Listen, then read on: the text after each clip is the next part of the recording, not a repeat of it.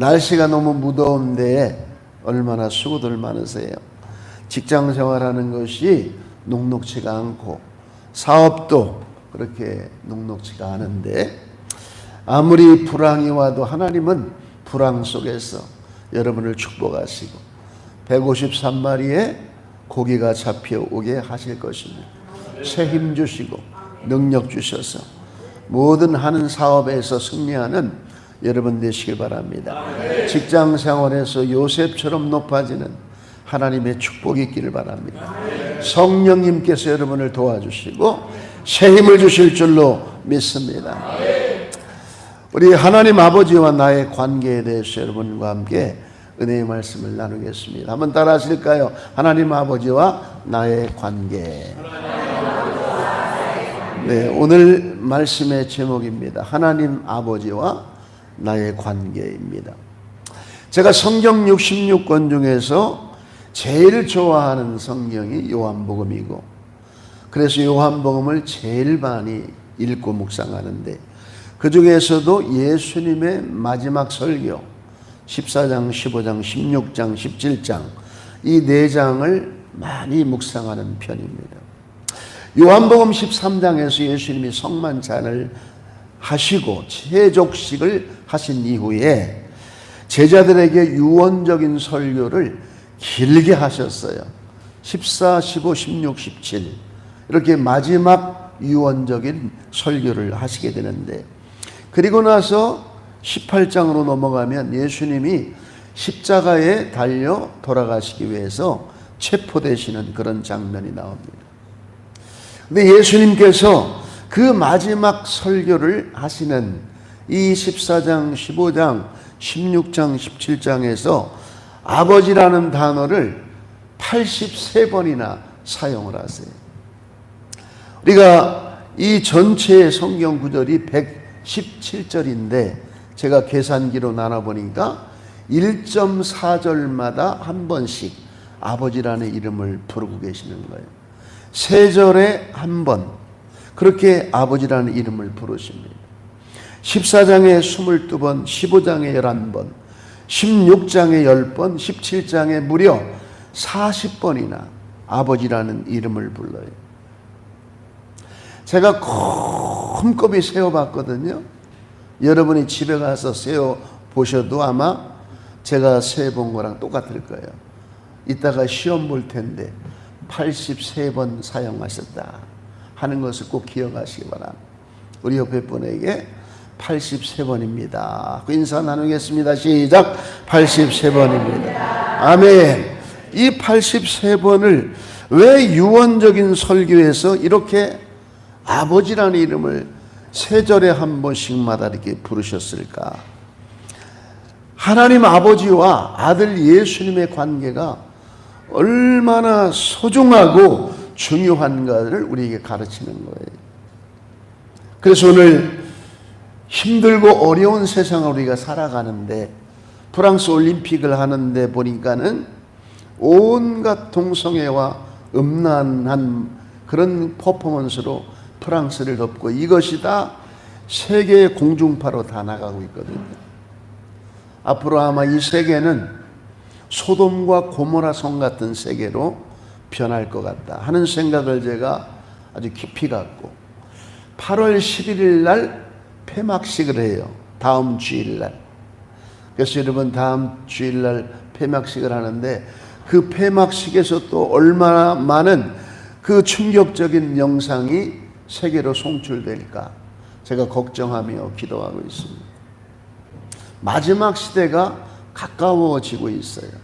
경제는 어렵다고 말하고, 미국 대통령이 선출이 되면은 금리가 인상이 되고 세계적인 경제 대공황이 오게 될 거다, 그렇게 예측하는 사람들이 있고, 들리는 소문이 다 힘들고 어려운 소문이 들려오는 거예요. 그런데 여러분, 요한계시록을 제가 엊그제 계속 읽으면서 생각해 볼 때, 큰 성 바벨론이 무너졌도다. 이 세상의 바벨론을 하나님이 심판하시는데, 이 세상에 하늘이 두루마기처럼 말려서 없어지고 말이죠. 하늘의 별들이 무화과 나무가 익기도 전에 태풍에 떨어지는 것처럼 떨어지기 시작하고, 해가 검은색으로 변하고 달이 핏빛으로 변하는, 세계의 각각 초소마다 지진과 해일이 일어나는 그런 장면이 나옵니다. 여러분, 아무리 세상이 어려워도 하나님이 살아계십니다. 할렐루야. 하나님이 저와 여러분을 도우시는 거예요. 그러므로 마지막으로 예수님이 제자들에게, 말씀을 듣는 사람에게 남겨주고자 하는 메시지는, 첫 번째, 하나님이 예수님을 아들 이 땅에 보내시고 아들을 사랑함 같이 우리를 사랑하시며, 예수 그리스도를 믿는 자들은 하나님의 자녀로 삼아주신다는 메시지를 우리에게 증거하기 위해서 오늘도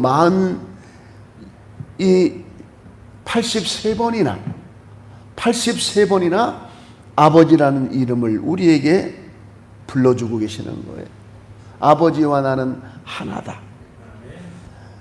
갈라디아서 4장 4절을 보면 때가 참에 하나님이 그 아들을 보내사 여자에게서 나게 하시고, 율법 아래에 나게 하신 것은 율법의 아래 있는 자들을 속량하시고 아들의 명분을 얻게 하려 하십니다. 왜 예수님이 율법 아래 오시고 육체를 입으시고 이 땅에 오셨을까요? 예수님께서 저와 여러분들을, 예수를 믿는 사람들을 다 하나님의 아들의 명분을 주시기 위해서 예수님이 율법 아래 나신 것이요, 우리와 똑같은 육체를 입고 오신 거예요.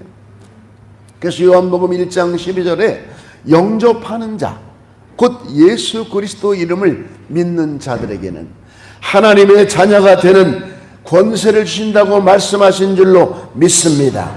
너희가 하나님의 아들이므로 하나님이 그 영을 우리 마음 가운데 보내사 아빠 아버지라 부르게 하셨느니라. 그러므로 내가 이후로는 종이 아니요 아들이니, 아들이면 하나님으로 말미암아 유업을 이을지 아니라. 그렇게 갈라디아 4장에서 말씀을 하고 있는 거예요. 우리는 에베소에 보면은 본질상 진노의 자녀이었다고 에베소 2장 3절에 말을 해요. 세상 풍조를 따라가고 마귀를 따라가던 삶을 살던, 세상을 사랑하면 하나님과 원수가 되거든요. 우리는 하나님과 죄로 인해서 원수가 된 겁니다. 아담과 하와가 하나님의 말씀을 들어야 되는데 마귀의 말을 듣고 선악과를 따먹어서 인류에게 이런 죽음이라는 재앙, 저주라는 재앙이 오게 된 거예요. 그래서 사람은 세 가지 보물을 잃어버린 겁니다. 이 땅에 살아가는 사람은. 아버지 하나님의 집으로 가는 길을 잃어버렸어요. 에덴 동산에 두루 도는 화염검과 구룹 천사로 에덴 동산을 지키기 때문에 에덴 동산에서 추방당한 아담과 하와는 에덴 동산으로 가는 길을 잃어버렸어요. 그리고 진리를 잃어버렸어요. 이 세상의 뉴스나 떠도는 소문을 보면은 80% 이상이 거짓말입니다. 마귀는 거짓의 아버지예요. 하나님의 진리의 말씀을 듣고 살아가야 되는데 에덴 동산에서 쫓겨나서 하나님과 단절된 인류에게는 하나님의 진리의 말씀을 듣지 못하고 세상이 주는 거짓말, 마귀가 주는 거짓말로 살아가게 된 거예요. 그리고 에덴 동산에 쫓겨났기 때문에 생명나무를 먹지를 못해요. 생명나무 열매를. 생명으로부터 단절이 됐어요. 흙에서 났으니 흙으로 돌아가라. 그래서 예수님이 요한복음 14장을 시작하시면서 내가 길이다, 아버지께로 가는 길이다. 할렐루야. 물과 성령으로 나지 아니하면 아버지께 올 자가 없느니라. 내가 곧 길이다, 하나님 아버지께로 가는 길이다. 그리고 내가 진리다. 너희가 지금까지는 세상에 헛된 신화와 헛된 거짓말을 듣고 살아갔지만 이제는 내가 전한 말이 진리요 내가 곧 진리라고 주님 말씀하십니다. 에베소 2장에 보면은, 요한계시록 2장을 보면은 에베소 교회에게 이기는 자는 내가 생명나무의 열매를 주워 먹게 하리라. 생명나무로 나아가는 길이 막혔는데 예수님 자신이 바로 생명나무다. 나는 생명이라고 말씀하십니다. 그래서 여러분은 예수님 안에 들어오면 하나님께로 가는 길을 만난 줄로 믿으시길 바랍니다. 하나님의 말씀을 듣는 진리 안에 우리가 들어온 것이요, 예수님이 곧 생명이시기 때문에 나를 먹는 자, 나를 믿는 자는 영생하리라. 이 떡을 먹는 자는 영생하리라. 여러분은 이 땅에 살아가는 이 육체적인 비오스의 생명은 다 죽을 생명이에요. 저도 이제 70년을 인생을 살다 보니까 세상에 에너지가 많이 고갈이 됐어요. 그래서 요즘에는 더워가지고 일을 하면은 견디지를 못하겠어. 땀이 너무 많이 나고. 그래도 가만히 있는 것보다 땀 흘리며 일하는 게 하루를 견디기가 더 쉽더라고요. 일하는 게 복인 것을 내가 깨달았어요. 에어컨 틀고 가만히 앉아있으면 더 힘들어. 밖에 나가서 일하면서 풀 뽑고 땀 흘리면 더 건강해지는 걸 제가 느껴요. 그러나 이런 육체적인 비오스의 생명은 없어질 거예요. 다 없어질 겁니다. 우리가 아무리 예쁜 여자도요 60, 70 되면은 다 그 여자가 그 여자예요. 뭐 이쁘고 뭐 이런 거 없습니다. 그냥 건강하면 되는 거예요. 그러나 우리의 생명은 조에 영원한 생명이 있는 거예요. 할렐루야. 영원한 생명, 영원히 죽지 않는 생명. 나를 믿는 자는 죽어도 살 것이요 무릇 살아서 나를 믿는 자는 영원히 죽지 아니하리라. 죽어도 살고 죽지 않는 생명, 그 생명이 바로 예수님이라고 말씀하는 거예요. 내가 곧 길이다, 진리다, 생명이다. 여러분은 복받은 성도인 줄로 믿으시길 바랍니다. 어떻게 원수된 우리들을 여러분 하나님의 자녀로 삼으시는 거예요? 예수님의 십자가의 피로 중간에 막힌 담을 허시고 주님은 화평이신지라 하나님과 우리를 화목하게 하셨느니라. 원수된 우리를 하나님과 화목하게 하는 것이 예수님의 십자가의 보혈이에요. 여수 반란 사건 때 손양원 목사님의 아들이 동신이가 공산당의 앞잡이인 안재선에게 총살을 당해 죽었어요. 형이 동인이가 동신이에게 너는 아직 어리니까 가서 아버지 엄마 모셔야 돼. 내가 죽을 거야. 그러니까 동신이가 아니에요. 형은 장남이잖아. 내가 죽을게. 그러니까 형은 엄마 아버지 모셔. 그런데 공산당 앞잡이인 안재선이가 총을 들고 예수를 부인하면 네 목숨은 살겨주겠다. 그러니까 동인이가 나는 절대 예수님을 부인할 수 없다. 쏴라. 그리고 동인이와 동신이가 그 자리에서 둘이 죽었어요. 그 소식을 들은 손영원 목사님이 얼마나 가슴이 무너지겠어요. 그러나 손영원 목사님이 이상한 행동을 하시는 거예요. 그 안재선을 내가 양아들로 삼아야 되겠다. 탄원서를 보내서 살려달라고 탄원서를 보내고 내 양아들을 삼겠다. 처형하는 날이 왔어요. 손영원 목사님은 설교 시간이라 갈 수가 없는데 딸 동희를 불러서 너 빨리 가서 아빠의 뜻을 전해. 아빠는 이 안재선이가 처형당하는 것을 원치 않는다. 그를 살려달라. 내 양아들로 삼겠다. 만약에 동인이 동신이가 예수를 믿는 믿음으로 순교를 당했는데 내가 저 안재선을 사형당하게 두면 동인이 동신이의 죽음이 헛되이 돌아가는 거다. 내 아들을 죽인 저 원수를 나는 양아들을 삶아서 나는 예수 믿는 하나님의 자녀로 만들 거야. 그래서 동이가 뛰어가면서 아버지 말대로 저를 살릴까, 저놈을 죽일까. 동이라는 그 큰딸은 죽을 때까지 안재선을 오빠로 인정 안 했거든요. 자기 오빠를 죽인 원수 아닙니까? 근데 그를 데려다가 양아들로 삼은 거야, 양아들. 그리고 그 안재선이가 아들을 낳아서 안경선 목사가 돼가지고 아버지의 뒤를 이어서 한센 병을 앓는 분들을 돕는 그런 목사님이 됐어요. 어떻게 원수된 사람을 양아들로 삼느냐. 손양호 목사님도 48세에 순교당하시고 공산당에게, 그리고 자기 아들을 둘을 죽인 안재선도 48살에 똑같이 후두암으로 죽어요. 마지막으로 동이를 찾아왔어. 동이야, 나 며칠 있다가 죽을 거야. 암으로 죽을 거야.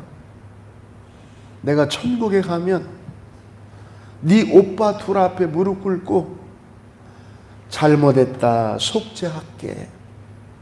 동이야, 나를 용서해라. 그리고 보름 있다가 후두암으로 죽었어요. 여러분, 어떻게 손양원 목사님이 원수된 원수를 양아들을 삼은 거예요? 자기 아들의 죽음이 헛되이 되지 않도록 하기 위해서. 하나님이 그 아들 예수님을 이 땅에 보내셔서 십자가에 달려 돌아가게 하셨는데, 그 돌아가게 하신 이유가 뭡니까? 마귀의 말을 듣고 세상을 쫓아 사는 저와 여러분들, 원수된 자들을 하나님의 양자의 영을 보내서 아들을 삼기 위해서예요. 할렐루야. 그러므로 예수님의 십자가가 중요한 겁니다. 여러분은 예수로 말미암아 하나님 안에서 아들의 명분을 얻은 자인 줄로 믿습니다.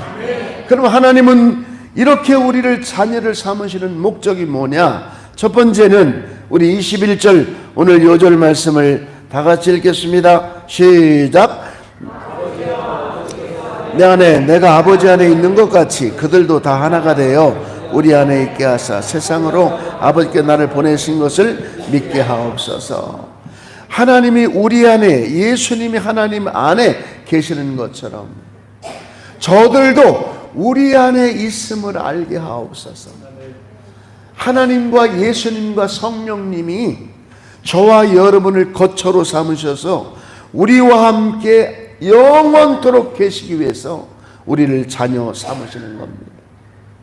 그러면 기독교의 신앙은 어떤 종교적인 가르침이 아니에요. 하나님이 내 안에 영원토록 사시는 겁니다. 그러므로 지금 예배가 중요하죠. 예배보다 더 중요한 게 뭐냐 하면 예배당을 나가는 순간부터 세상 사람이 되는 건 예배가 아닙니다. 하나님이 내 안에 계심을 알고 세상 살아가는 동안에 하나님과 동행하는 삶을 사는 것, 그것이 여러분 신앙이에요. 그래서 기독교의 신앙과 타종교의 신앙이 다른 거예요. 타종교의 신앙은 법이 있으니 법을 지켜라. 공자의 말씀이 있으니 이 말씀을 지켜야 된다. 그러나 우리 기독교의 신앙은 하나님이 내 안에 와서 사시는 거예요. 하나님이 예수님 안에, 예수님이 하나님 안에 계신 것처럼 저와 여러분 안에 예수님이 계십니다. 하나님이 계십니다. 그러면 여러분이 살다가 힘든 일도 만날 때가 있어요. 감당하기 힘든 일을 만날 수도 있어요. 기진맥진해서 쓰러질 위기에 올 때도 있어요. 나만 이 세상에서 버림을 당했는가? 나한테 왜 이렇게 어려움이 오는가? 그런 느낌을 받을 때도 있어요. 그래서 엘리야는 로뎀나무 밑에 가서 죽기를 구한 겁니다. 나만 혼자 남았습니다.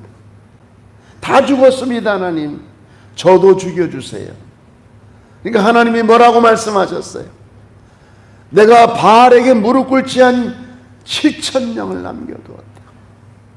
7,000명의 살아있는 성도들이 기도하고 있는 사람이 있는 거예요. 그러므로 여러분이 기진맥진해서 쓰러져 가는 그 상황에서도 하나님은 엘리야에게 숯불에 구운 떡과 물 한 병을 가지고 천사를 보내어 먹이시는 것처럼 여러분이 가장 힘들 때도 여러분 안에 계심을 믿으시길 바랍니다. 여러분 안에 계심을 믿을 때 여러분 그 하나님으로 인하여 쇠임을 얻게 되는 역사가 있을 줄로 믿습니다. 그리고 두 번째로 요한복음 15장 16절에 너희가 나를 택한 것이 아니요 내가 너희를 택하여 세웠나니 이는 너희로 가서 열매를 맺게 하고 또 너희 열매가 항상 있게 하여 내 이름으로 아버지께 무엇을 구하든지 다 받게 하려 합니다. 우리가 이 세상을 살아가는 동안에 필요한 게 얼마나 많아요. 대적도 많고 악한 영들도 있고 직장에 가면 직장에서 나와 대적되는 사람도 있고 사업을 하는데 내 거래처에서 나를 반대하는 사람도 있고 다 이 세상을 살아가는 데는 우리에게 필요한 것이 많은 거예요. 하나님의 자녀가 된다는 것은 너희가 무엇이든지 내 이름으로 구하면 내가 준다고 말씀하신 거예요. 여러분 부족한 것이 있습니까? 그 부족한 것이 채워지지 않는 것은 하나님의 능력이 부족해서가 아니고 여러분이 예수 이름으로 하나님께 구하지 않았기 때문에 그런 거예요. 구하시기를 열심히 축원합니다. 항상 열매가 있게 하여 무엇이든지 무엇을 구하든지 다 받게 하려 함이라. 그것이 자녀된 권세예요. 여러분은 하나님의 자녀입니다. 무엇을 구하든지 하나님이 다 주세요. 너희 중에 악한 자라도 자녀가 떡을 달라면 누가 돌을 줄 사람이 있으며 자녀가 생선을 달라 하는데 뱀을 줄 자가 어디 있느냐. 하늘에 계신 너희 아버지께서 좋은 것을 주시지 않겠느냐. 성령을 주시지 않겠느냐. 여러분 힘드시죠? 포기하고 싶을 때도 있어요. 그때 그 자리에서 무릎 꿇고 기도하세요. 하나님의 역사가 일어날 줄 믿습니다. 엘리자베스 1세가 여러분 여자가 여왕이 됐어요. 영국에. 얼마나 어린 소녀가 힘이 들겠어요. 그러나 하나님 앞에 무릎 꿇고 기도하는 그 기도를 들으셔서 영국을 저렇게 하나님의 큰 복받은 나라로 만들어준 거예요. 그러므로 기도하십시오. 여러분에게는 기도의 특권이 있습니다. 무엇을 구하든지 내가 다 받게 하려 합니다. 하나님께서 우리를 구원해 두시고 너희들 고생 실컷 하다가 하늘나라 올라와라 그렇게 하시는 분이 아니고 너희가 이 세상을 살아가는 것은 힘든 세상을 살아가는 거야. 사망의 음침한 골짜기를 사는 거야. 그러나 사망의 음침한 골짜기를 다닐지라도 우리가 해당하는 것을 두려워하지 않는 것은 주께서 나와 함께합니다. 할렐루야. 주의 지팡이와 막대기가 나를 안위하시나이다. 여러분이 간구하는 모든 것에 주님은 응답하실 것입니다. 하나님의 축복이 여러분 가운데 있게 되기를 열심히 축원합니다. 그리고 마지막 세 번째로는 14장 2절 우리 다 같이 읽어보도록 하겠습니다. 14장 2절 시작.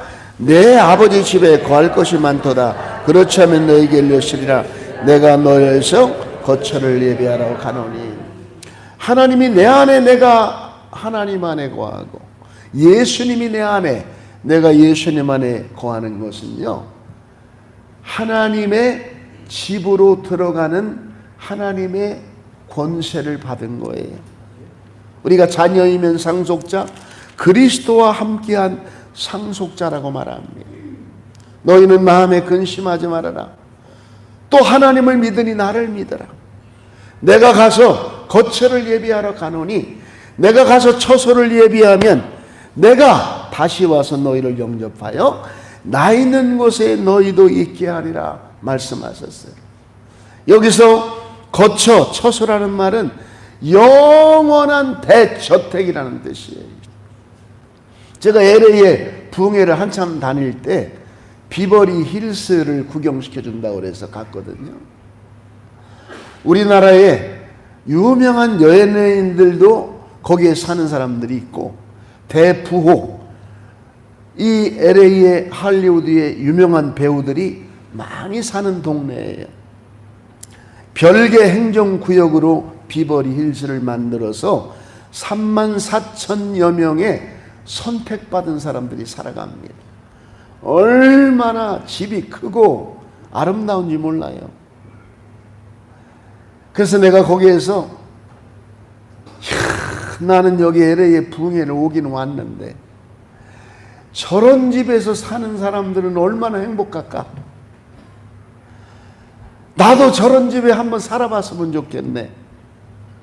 근데 나는 저런 집에 땅에서 살지 못할 것 같아. 그래가지고 마음이 좀 꿀꿀한데 하나님이 요한복음 14장을 생각나게 하신 거예요. 여러분, 하나님의 나라의 새 예루살렘 성이 비버리 힐스와 비교할 수 있겠습니까?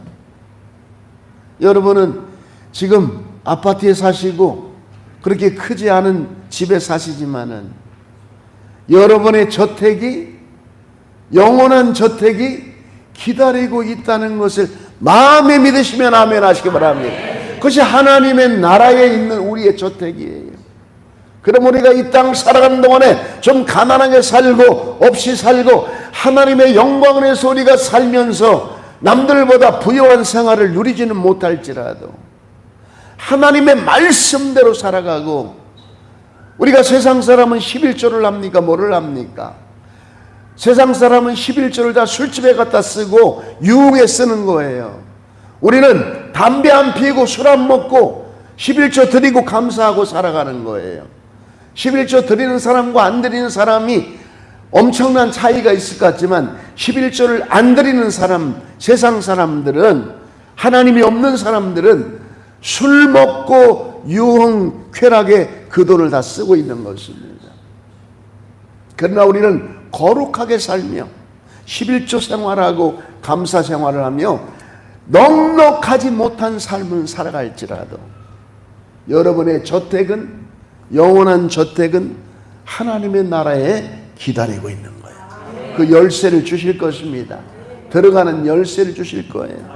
그래서 지난 금요일날 제가 설교를 하면서 세상에 하나님의 나라에 들어가니 12개의 진주문으로 들어가는데 12천사가 있고 12지파 이름이 기록되어 있고 12사도의 이름이 기록되어 있고 12기초석으로 다 이루어졌고 황금길로 이루어졌고 강 좌우에 생명나무가 있는데 달마다 12실과를 맺어요. 12이라는 숫자는 완벽하게 충족됐다는 뜻이거든요. 여러분, 고생되더라도 이 땅 살아가는 동안에 실망하지 마세요. 할렐루야. 하나님은 여러분이 감당을 못할 짐을 지워준 적이 없습니다. 감당할 시험밖에는 주신 것이 없어요. 시험 당할 쯤에 피할 길을 내사 능히 감당케 하십니다. 고린도서 10장에 말씀하는 거예요.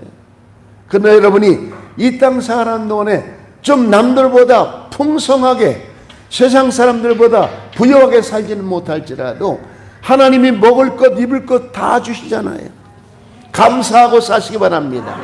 우리가 나를 도와주시고 자녀 삼으시고 이 땅에서도 기도하는 모든 것에 응답하신 하나님께 감사하고, 하나님의 나라에 거처를 준비하신, 영원한 대저택을 준비하신 그 하나님 나라를 바라보며 감사하며 살기를 열심히 축원합니다. 여러분 힘을 내세요.